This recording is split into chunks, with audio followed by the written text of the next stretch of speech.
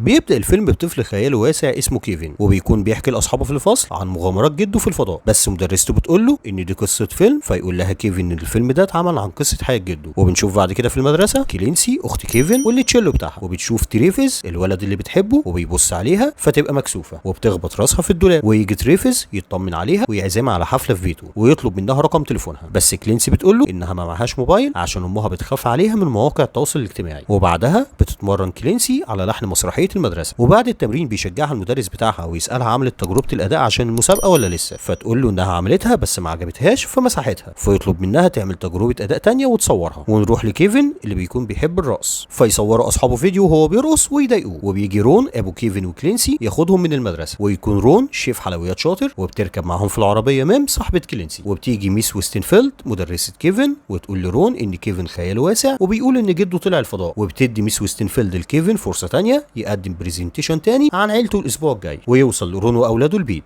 وبتتكلم كلينسي مع مارجو ورون وتطلب منهم موبايل زي اصحابها. وبتقول ميم ان تريفيز عزم كلينسي على حفله في بيته، فترفض مارجو ان كلينسي تروح الحفله لوحدها، فتزعل كلينسي وتطلع اوضتها وتطلع وراها ميم. وتقول ميم لكلينسي انها لو عايزه تروح الحفله هيتسحبوا بالليل ويروحوا مع بعض، وبتسيبها ميم وتمشي. وبيجي لويس صاحب كيفن علشان يلعب معاه ويبات معاه النهارده، ويلعب كيفن ولويس بلاي ستيشن. وبيقترح رون عليهم انه يجيب لهم بيتزا، فيفرح كيفن، بس لويس بيقول له ان مامته ما بتخليهوش ياكل جبنه مصنعه. وبيجي يعمل الدليفري ومع البيتزا، وبيشوف مارجو هي نازله من فوق، ولما بيرجع عامل الدليفري للعربيه بيتكلم مع حد في التليفون ويقول له نتاكد ان هي، وبيكون عامل الدليفري الحقيقي متكتف ونايم على كنبه العربيه. وبياخد رون كيفن ولويس ويخرجوا للجنينه علشان يقعدوا في خيمه ويقضوا الليل فيها. وبتحط كلينسي مخده مكانها في السرير وبتلبس عشان تروح الحفله. في الوقت ده بتيجي مام تفتح على كيفن ولويس الخيمه وتخضهم، وبتنزل كلينسي عشان تروح الحفله. وبتخرج كلينسي الجنينه وبتدخل الخيمه للاولاد، وبيسيبهم لويس عشان يدخل الحمام. في الوقت ده بيوصل باكيستر اللي كان عامل نفسه عامل ديليفري ومعاه اليز لبيت رون، وبيحاولوا يفتحوا الباب. وبيوصل باكيستر لاوضه كلينسي وما يلاقيهاش في سريرها، في نفس الوقت اللي مارجو بتفتح باب اوضه كلينسي فتشوف باكيستر قدام سرير كلينسي. وبتجري مارجو وبيجري باكيستر وراها، وبتحاول مارجو انها تضربه بكل حاجه قدامها. وبيفتح لويس باب الحمام فيشوفهم، وبتكون اليز زميله باكيستر خدت رون رهينه. وتقول اليز لمارجو ان في عمليه سرقه محتاجينها معاهم فيها، والا هيقتلوا جوزها وعيالها. وتناديها اليز باسم ماتيلدا مش مارجو، بس رون بيقول لهم ان اكيد في حاجه غلط وان دي مراته ام عياله واسمها مارجو مش ماتيلدا. وبيتفاجئ رون ان مارجو عارفاهم، وبتسال العصابه مارجو هتشارك معاهم ولا لا، وبتضطر مارجو انها توافق. وبتقلع السلسله بتاعتها وتحطها على الترابيزه، وبتكتب كلمه على الدقيق اللي كان واقع على الترابيزه. وبيجي باكيستر ويحقن مارجو في رقبتها فيغمى عليها، وبياخدوها هي ورون وبيمشوا. وبيكون لويس شايف كل اللي حصل وبيخرج للخيمه، وبيحكي للاولاد ويقول لهم ان في ناس خطفوا اهلهم، فيدخلوا البيت. وبيقول لهم لويس ان مامتهم اسمها ماتيلدا،